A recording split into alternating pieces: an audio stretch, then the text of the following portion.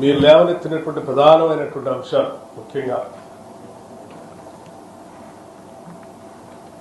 RTC సంబంధించి TGRTC సంబంధించి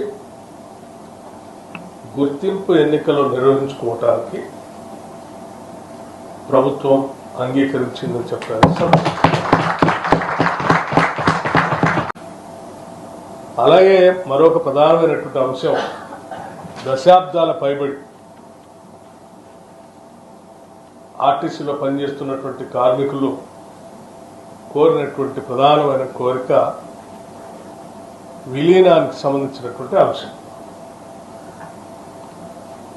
ఈ విలీనానికి సంబంధించినటువంటి అంశంపై కూడా సుదీర్ఘంగా చర్చించిన తర్వాత ఆర్టీసీ విలీన ప్రక్రియకు సంబంధించి అధికారులతో మరియు కార్మిక నాయకులతో కలిపి ఒక అధికారిక కమిటీని ప్రకటించడానికి నిర్ణయించింది.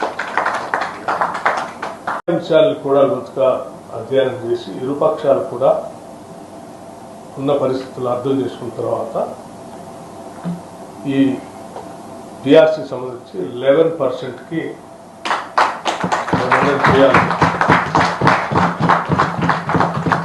ప్రభుత్వం నిర్ణయించిందని చెప్పడానికి సంతోషిస్తా ఉన్నాను.